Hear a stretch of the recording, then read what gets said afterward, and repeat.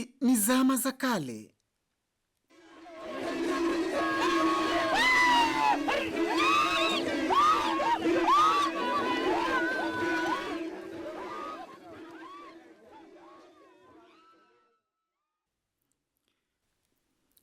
Yapata miaka 1,700,000 iliyopita nchini Tanzania waliishi binadamu wa kale waliojulikana kwa jina la Zamadamu.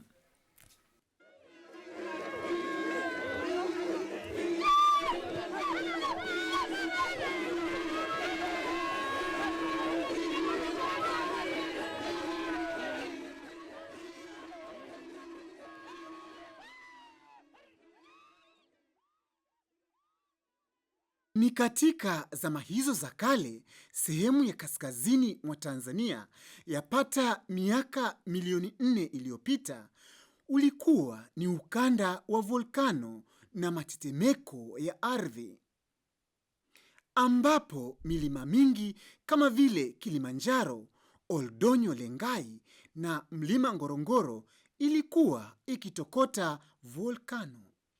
Wataalamu wa geology wanasema wakati wa geologic period inayoitwa Pleistocene na Pliocene, miaka kama milioni 5, 4, 3 iliyopita, sehemu yote hii kulikuwa na matetemeko ya ardhi na pia kulikuwa na volcanism, milima ya volcano ilikuwa inatengenezwa, na ndo hiyo iliyosababisha hata milima kama Kilimanjaro pamoja na Oldonyo Lengai na milima mingine hapa iko Lemaglut, iko Sadman.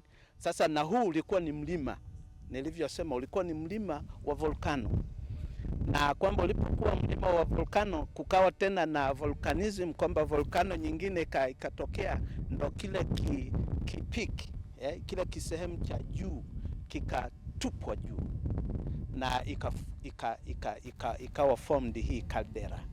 Kwa hiyo ni geologic process ambazo ndo zilisababisha hili sasa tunaloliita bonde au crater au caldera ya Ngorongoro. Ni wakati huo huo wa volkano, zamadamu hao wa kale tayari walikuwa wameanza kuishi katika mabonde ya Olduvai na kwenye miteremko ya Laetoli.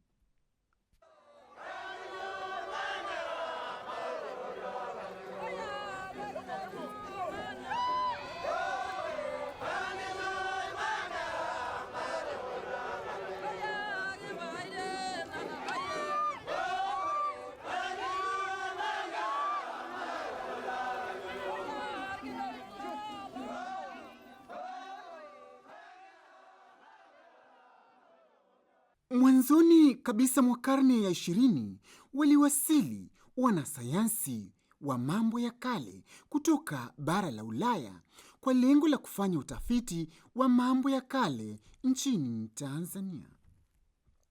Baada ya harakati za utafiti wa mambo ya kale kwa miaka mingi nchini Tanzania, ndipo mwaka 1959 mtaalamu wa sayansi ya mambo ya kale Dr. Mary Leakey kwa mara ya kwanza alipogundua masalia ya fuvu la mtu wa kale, yaani zamadamu, aliyepewa jina la kitaalamu kama Zinjanthropus bois, aliyegunduliwa kwenye tabaka la miamba chini kabisa katika bonde la Olduvai, Arusha. Ni kwa sababu hiyo mwaka huu nchi ya Tanzania inaadhimisha kumbukumbu ya miaka 50 ya zamadamu aliyepewa jina la kitaalamu Zinjanthropus bois tangu fuvu lake lilipogunduliwa na Dr. Mary Leakey katika bonde la Olduvai mwaka 1959.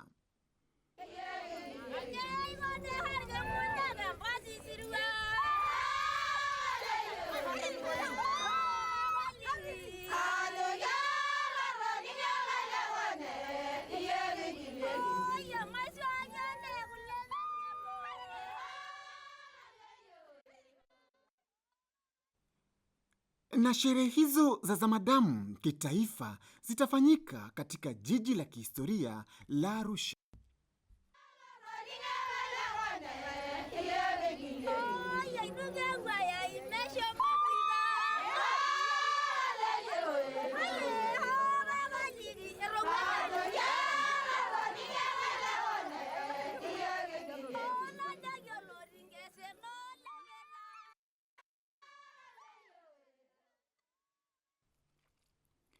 Katika kusherehekea kumbukumbu ya miaka 50 ya Zamadamu Zinjanthropus, sasa tunakuletea historia ya bonde mashuhuri duniani ambalo ni moja ya maajabu 7 ya dunia.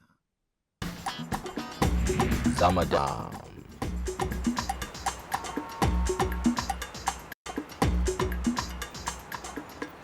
Historia ya bonde hili la Ngorongoro kwa kweli ni tuseme ni unique au mahususi kabisa.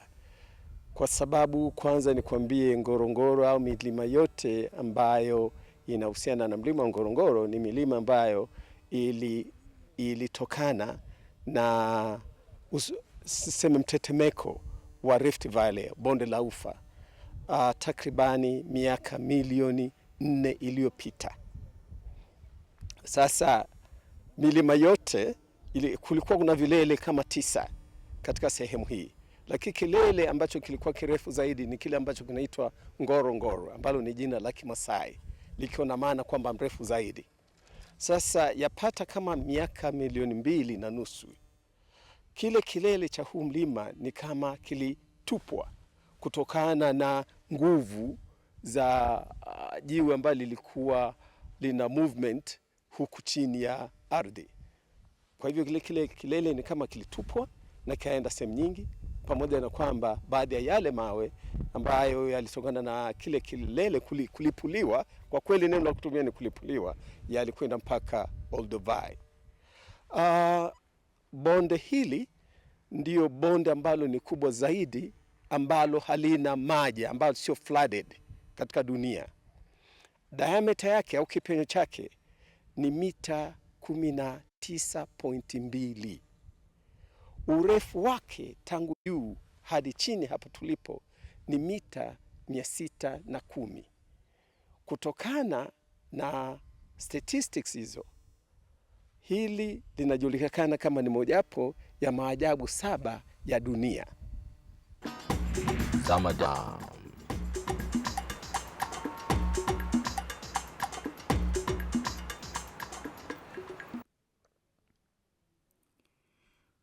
Mlima Ngorongoro ni moja ya mlima uliowahi kuwa na vilele 9, ambapo chimbuko lake ulifanyika kutokana na nguvu za volkano zaidi ya miaka milioni 4 iliyopita. Moja ya janga la asili lililokumba mlima Ngorongoro ni volkano iliyoezua kilele cha mlima huo na kusababisha bonde kubwa la aina yake hapa duniani lenye mandhari ya kuvutia hapa ulimwenguni. Tukio hilo la kihistoria la kuezuliwa kwa kilele cha mlima Ngorongoro lilitukia zaidi ya miaka milioni 2.5 iliyopita hapa ulimwenguni.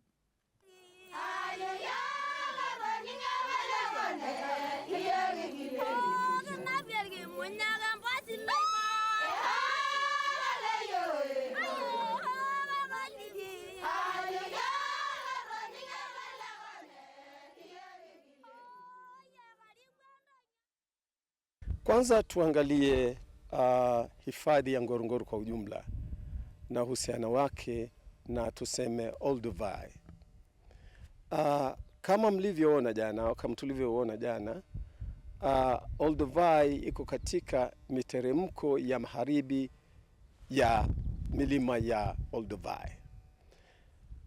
Yapata kama miaka milioni 2 iliyopita, Olduvai kama tulivyosema lilikuwa ni ziwa, na ili uwe na ziwa lazima uwe na source ya maji, lazima yawepo maji.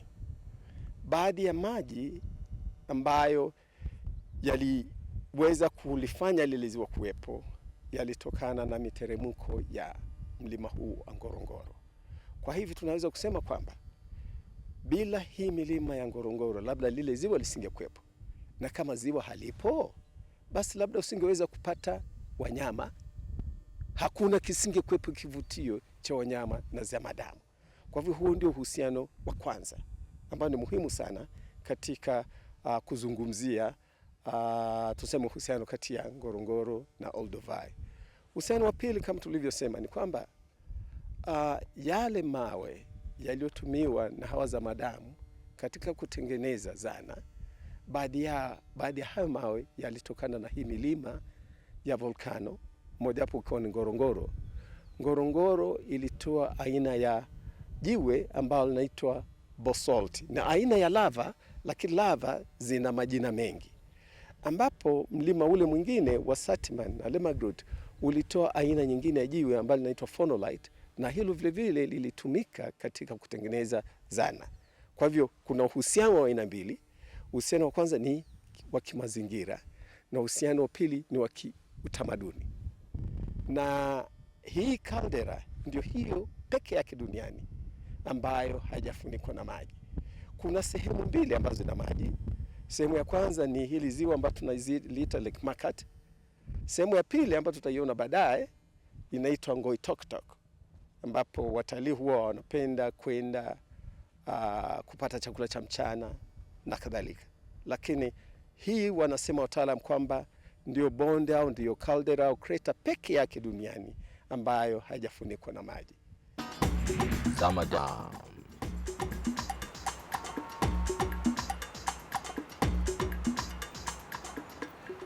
Ingefunikwa na maji, lisingekuwa tena ni kivutio kikubwa kama lilivyo leo.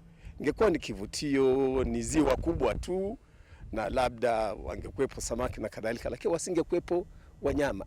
Lakini nataka nikwambie kwamba hili bonde sifa yake sio kwamba ni wanyama peke yake. Huku kwenye bonde kuna vile vile urithi wa kale, yani kuna zana za kale katika bonde hili. Haidhuru zana hizo sio za zamani kama zile za Olduvai, lakini kuna zana ambazo ni za muhula wa kati, Middle Stone Age, yapata kama miaka 200,000 iliyopita. Kuna zana baada ya haya maajabu 7. Mojawapo ya haya maajabu 7 ni Taj Mahal, ambalo ni jengo kubwa lililopo India. Nyingine ni bonde la Grand Canyon ambalo liko Marekani, hasa Marekani ni southwest the US, yani Marekani, nadhani naeleweka. Maajabu mengine ni pyramid za Egypt. Labda kwa haraka hizo ndio naweza kukumbuka. Kwa hivyo nimetaja 4 sasa, mojawapo ikiwa ni hili bonde la Ngorongoro, Grand Canyon ya Marekani, pyramid za Misri na Taj Mahal ya India. Kwa hivyo kuna hizo 3, ukinipa muda labda nitaweza kuzikumbuka, lakini ni kweli hili bonde ni mojawapo ya maajabu 7 ya dunia. Ni sababu zipi ambazo nahisi zilivutia shirika la Umoja wa Mataifa UNESCO na kuliteua bonde hili kuwa ni urithi wa dunia? Sababu nazoweza kufikiria mimi ni kama 3.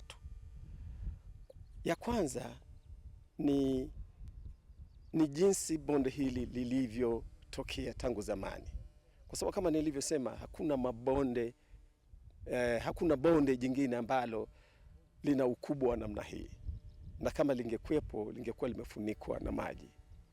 Kwa hivyo hiyo uniqueness imelifanya shirika la mataifa kutambua hii kama ni mojawapo ya vitu ambavyo vingewekwa katika ile orodha. Pili ni ule umaarufu wa mchanganyiko wa binadamu na wanyama kuishi pamoja, coexistence. Hakuna hifadhi nyingi duniani ambazo zinaruhusu binadamu na wanyama kuishi pamoja. Sababu ya 3 ni kwamba wanasema hii ni pristine, ni ecosystem, ni mazingira ambayo hayajaharibiwa sana na binadamu kwa mfano, na ni jukumu labda la dunia nzima kujaribu kuhifadhi yale mazingira yabaki kama yalivyo.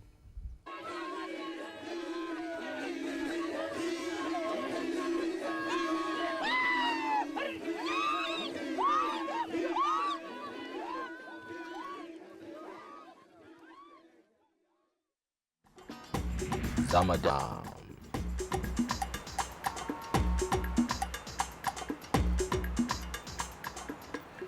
Ama uzuri wa bonde la Ngorongoro ni hadithi ndefu yenye mlolongo wa miaka zaidi ya milioni 4 iliyopita.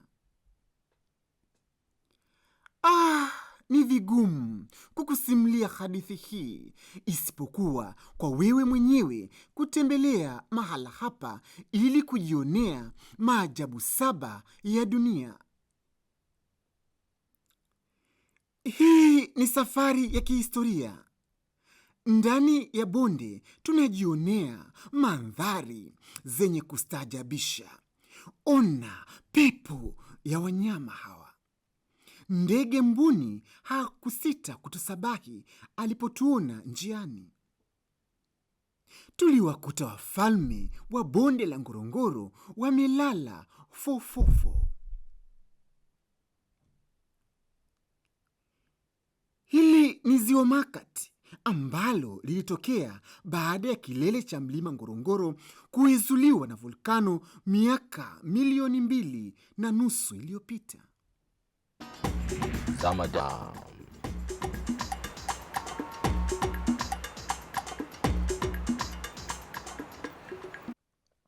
Tulichofanya ni kupiga picha ya ukumbusho na tukaliaga bonde la Ngorongoro.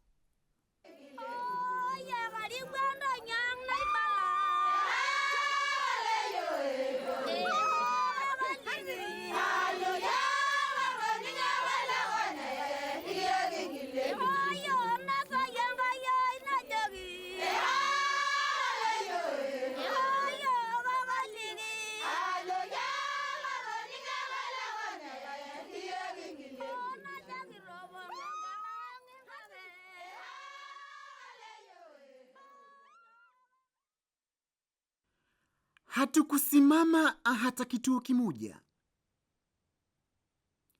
Mabonde na milima tulivuka, tukisafiri kuelekea eneo jingine la kihistoria la Laetoli, ambapo huko kuna nyayo za watu wa kale ambazo zina umri wa zaidi ya miaka milioni 3.6 iliyopita tokea binadamu hao walipotembea katika ardhi hiyo. Tulifika Laetoli, jua lilikuwa karibu kuzama na usiku ulikuwa unakaribia sana. Hadithi ya mahala hapa ina urefu wa zaidi ya miaka milioni 3.6 iliyopita.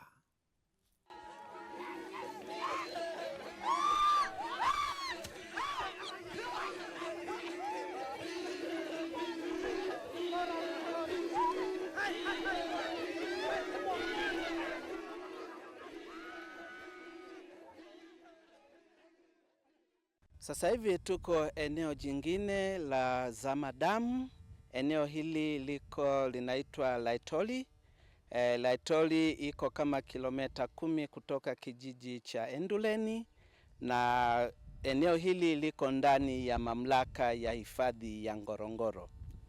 Katika eneo hili tumetoka Olduvai, tumeona Zamadamu wa kule, lakini hapa pia palipatikana Zamadamu, na tunashukuru kwa uchunguzi na utafiti mzuri wa Dr. Mary Leakey kwamba maeneo la Laetoli lilipatikana Zamadamu wa kale kabisa waitwao Australopithecus afarensis, ambao wana miaka milioni 3.6. Wamepatikana maeneo haya, masalia yao.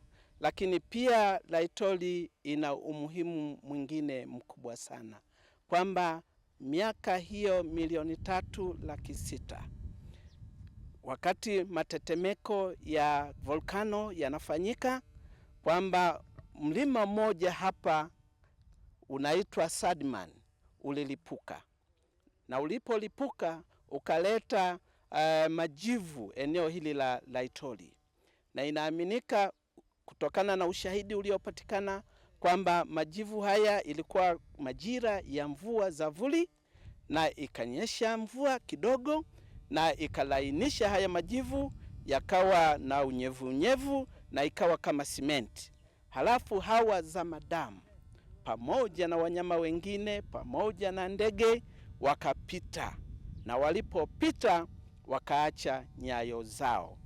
Walikuwa ni zamadamu watatu walioacha nyayo zao, walikuwa wanafuatana, na kuna ushahidi mahali hapa wa mita kama 100 ambao wote eneo hili la mita 100 lina nyayo za zamadamu hawa miaka 3,600,000.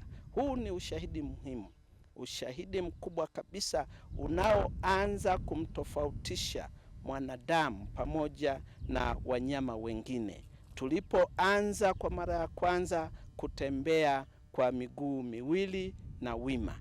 Kwa hiyo nyayo hizi ziko mahali hapa, ziligunduliwa mwaka 1978 na baadaye wakafanya uchimbuzi kwenye miaka ya 1979. Lakini ninachokisema ni kwamba nyayo hizi ziko kwenye tabaka la mwamba wa volkano, na kwamba ilishindikana kabisa kuzikata na kuzichukua kuzipeleka makumbusho, kwa sababu kwa kufanya hivyo ni kwamba zitapasuka na zitapotea. Kwa hiyo miaka hiyo ya 79 Meriliki alichokifanya ni kuzihifadhi. Akazihifadhi mahali hapa, akaleta mchanga kutoka kwenye mito, akarundika juu na akapanga mawe. Lakini ilipofikia miaka ya 80 na kitu hivi, miti ilianza kuota juu ya yale mawe, na mizizi ya ile miti ikaanza kuingia ndani sana, ikaanza kusumbua zile nyayo. Lakini kwenye miaka ya 90, mwanzoni mwa 90, idara ya mambo ya kale kwa kushirikiana na idara nyingine ya uhifadhi inayoitwa Getty Conservation Institute ya California, Amerika, wakaanzisha mradi hususan wa kuhifadhi hizi nyayo. Na hadi wakati ule bado hakukuwa na njia mwafaka au uhifadhi mwafaka wa kuweza kuzihifadhi hizi nyayo. Kwa hiyo nao walichokifanya ni kwamba baada ya kuzihifadhi wakatoa miti, wakatoa mizizi, wakaziimarisha, na baada ya kuziimarisha tena wakaweka material ya kutoka viwandani juu yake kwa ajili ya kuzuia maji yasipenyeze na momonyoko. Alafu pia wakaweza kupanga mawe kama inavyoonekana sasa.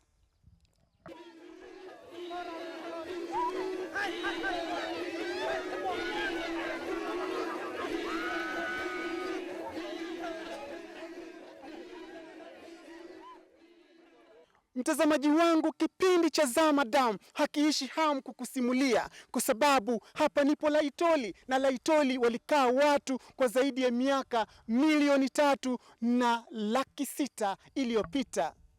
Ni miaka mingi sana mtazamaji, na leo hii basi nimeweza kukuletea kitu kizuri kabisa, nyayo za kale ambapo zilikanyagwa na hawa watu walikuwa wakitembea mahala hapa.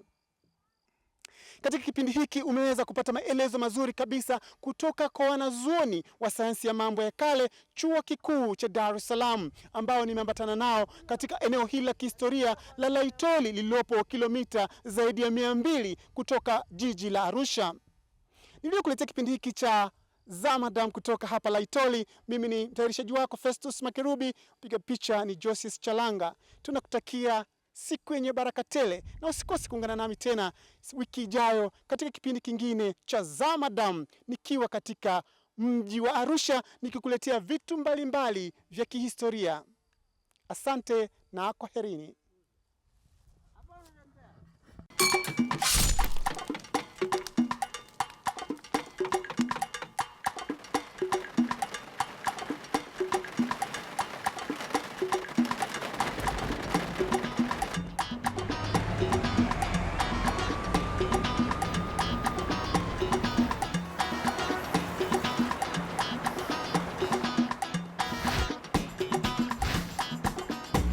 Zama Dam.